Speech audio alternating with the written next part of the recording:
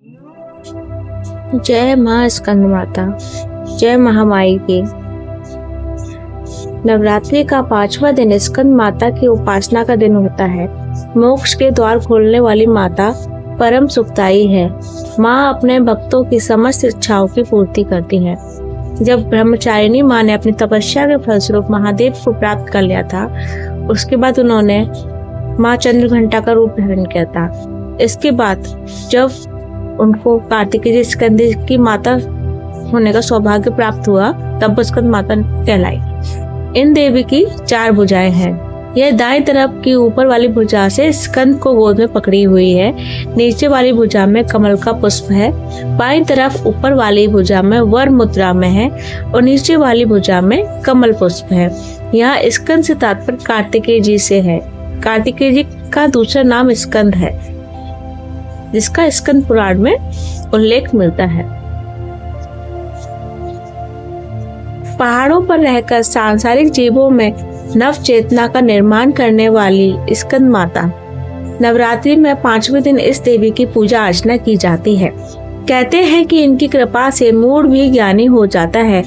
स्कंद कुमार कार्तिकेय की माता के कारण स्कंद माता नाम से अभिहित किया गया है।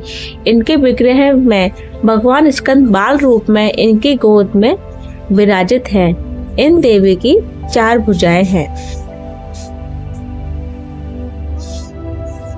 जिसमें दोनों हाथों में कमल पुष्प, एक हाथ में स्कंद जी हैं। यह दाईं तरफ की ऊपर वाली भुजा से स्कंद को गोद में पकड़े हुए हैं। नीचे वाली भुजा में कमल का पुष्प है।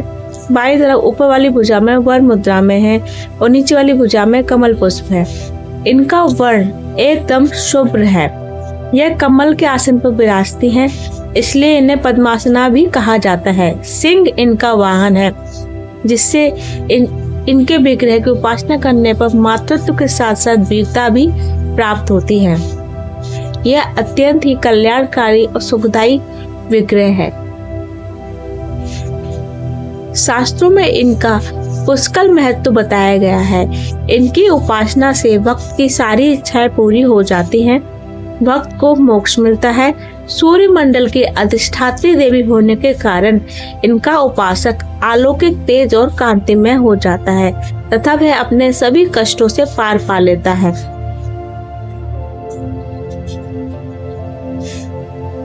इस दिन माँ के विग्रह का ध्यान करने पर साधक अपनी मनोवांछित इच्छा प्राप्ति कर लेता है। अतः मन को एकाग्र रखकर और पवित्र रखकर इस देवी की आराधना करने वाले साधक या भक्त को भव सागर पार करने में कठिनाई नहीं आती है। अतः ये देवी भव सागर को पार कराने में समर्थ है।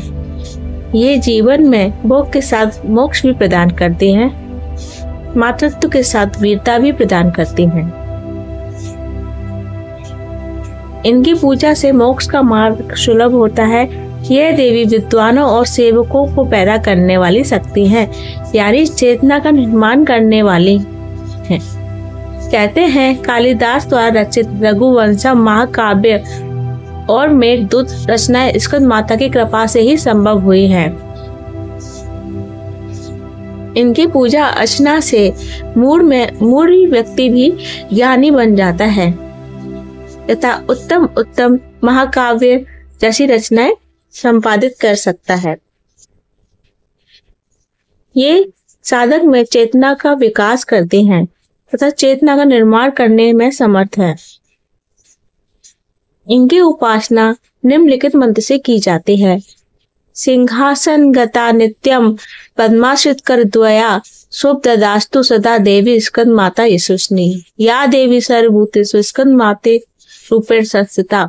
नमस्तस्यै नमस्तस्यै नमस्तस्यै नमो नमः। जय मां भवानी।